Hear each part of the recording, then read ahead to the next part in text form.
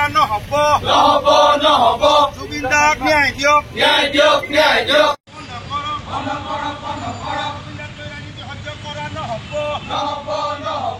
আহ্বান মৰ্মে আজি আমি সদৌ তিনিচুকীয়া জিলা ছাত্ৰ সন্থাই জুবিন গাৰ্গ ডাঙৰীয়া আচলতে ন্যায় বিচাৰি আমি সমদল বাহিৰ কৰিবলগীয়া আছে। অতি দুৰ্ভাগ্যজনক কথা, যিজন ব্যক্তি আচলতে জাতিটোৰ আৱেগ আছিল, সম্পদ আছিল, সেই ব্যক্তিজনক লৈ আজি ন্যায় বিচাৰিবলগীয়া আছে। তেওঁ আচলতে অসমীয়া জাতিক ন্যায় বিচাৰি দিছিলে সদায়।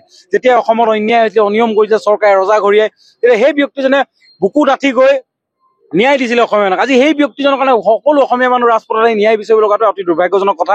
আৰু ইমান দিনে কি হৈছে, আজি এমাহ উকলি যোৱাৰ পাছত সেইসকল ব্যক্তিক কিয় তদন্ত আওতালৈ আনিব পৰা নাই? যিসকল ব্যক্তিৰ লগত ইয়াত নাম সাঙুৰ খাইছে, যিসকলে ভিডিঅ' ক্লিপ বাহিৰ কৰি আছিলে, যিসকলে য়ৰ্ডখনত আছিলে, সেইসকল ব্যক্তি চৰকাৰে চুচুৱাই আনিব কিয় পৰা নাই? তেওঁলোকে কেৱল এতিয়া ৰাজনীতি কৰি থকা যেনে লাগিছে। গোটেই ৰাজনৈতিক দলসমূহ নিজৰ ৰাজনীতিক মুনাফাৰ স্বাৰ্থত জুবিন গাৰ্গ ডাঙৰীয়াক ব্যৱহাৰ কৰিবলৈ যেন আমাৰ উঠি পৰি লগা যেন অনুভূতি। জুবিন গাৰ্গ ডাঙৰীয়া কেতিয়াও ৰাজনীতিক ইছ্যু হ'বই নোৱাৰে।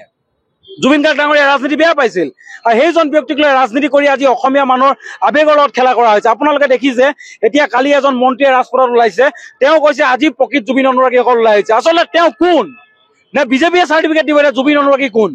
আমি সকলোৱে জুবিন গাৰ্গৰ দৰে পগলাৰ দৰে আমি তেওঁৰ অনুৰাগী আছিলো। আমি ঢাপলি মেলি যাওঁ, প্ৰত্যেকজন ছাত্ৰ ছাত্ৰী জ্যেষ্ঠ কনিষ্ঠ কোনো বাদ পৰি নাযায়। এতিয়া কি সেই মন্ত্ৰীজনে, যিজন মন্ত্ৰীক এটা বিশেষ নাম দিছিল জুবিন গাৰ্গ ডাঙৰীয়াই, সেই মন্ত্ৰীজনে নিৰ্ধাৰিত কৰি দিব নেকি প্ৰকৃত জুবিন গাৰ্গ অনুৰাগী কোন?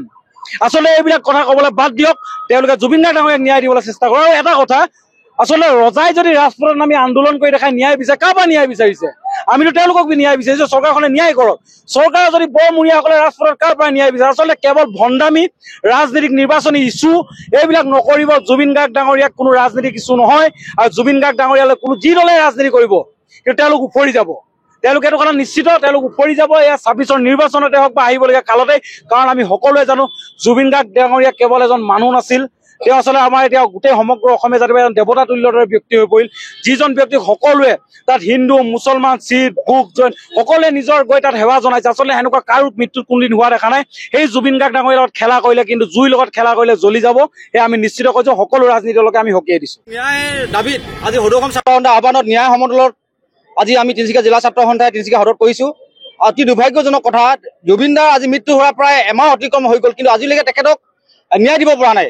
শেহতীয়াভাৱে বিজেপি চৰকাৰখনে ব্যৰ্থতা হৈছে। তেখেতসকলে আমি দেখিছো যোৱাকালি তেখেতসকলে কেন্দ্ৰত বিজেপি চৰকাৰ, ৰাজ্যত বিজেপি চৰকাৰ থকাৰ পাছতো তেখেতসকলে জুবিন গাৰ্গক ন্যায় বিচাৰি তেখেতসকলে বৰ্তমান সময়ত ন্যায় দিয়াৰ ক্ষেত্ৰত তেখেতসকলে ব্যৰ্থ হোৱাৰ ইতিমধ্যে তেখেতসকলে দাঙি ধৰিছে। তাৰ লগে লগে তেখেতসকলে কৈছে যে আমি এতিয়া প্ৰকৃত অনুৰাগী তেখেতসকলে চিনাক্তকৰণ কৰিছে যে অনুৰাগী আৰু প্ৰকৃত অনুৰাগী। আমি ক'ব বিচাৰিছো এতিয়া তেখেতসকলে বাদ দিয়ক, প্ৰকৃত অনুৰাগী আৰু অনুৰাগী এইবিলাক চিনাক্তকৰণ কৰা বাদ দিয়ক। তেখেতসকলক আমি দাবী জনাইছো, অসম চৰকাৰ তথা হিমন্ত বিশ্ব শৰ্মাক আমি স্পষ্টভাৱে সদৌ অসম ছাত্ৰৰ দাবী জনাইছো, অতি শীঘ্ৰে তেখেতসকলে জুবিন দাক ন্যায় দিয়ক। আৰু সেইটো আমাৰ স্পষ্ট দাবী। তেখেতসকলে জুবিন দাক লৈ ৰাজনীতি কৰা বন্ধ কৰক। জুবিন দা জীয়াই থাকোঁতেও ৰাজনীতি কৰাটো বিচৰা নাছিল, আৰু তেখেতক এতিয়া তেখেতৰ অবৰ্তমানটো তেখেতক লৈ যি ৰাজনীতিখন কৰিবলৈ বিচাৰিছে বা বিজেপি চৰকাৰ বা হিমন্ত বিশ্ব শৰ্মাই, আমি সকীয়াই দিব বিচাৰিছো জুবিন দাক লৈ কোনো ৰাজনীতি নচলিব। অতি শীঘ্ৰে পানী নহকা তদন্ত হ'ব লাগিব, আৰু তদন্ত ক্ষিপ্ৰ হ'ব লাগিব। আমি জানিছো, আমি গম পাইছো অতি তদন্ত প্ৰক্ৰিয়া অতি লেহেমীয়া হৈছে। গতিকে অতি শীঘ্ৰে দোষীক কাৰ্য কৰি দৃষ্টান্তমূলক শাস্তি প্ৰদান কৰিবৰ কাৰণে আমি সদৌ অসম ছাত্ৰ সন্থাই স্পষ্টভাৱে দাবী জনাইছো।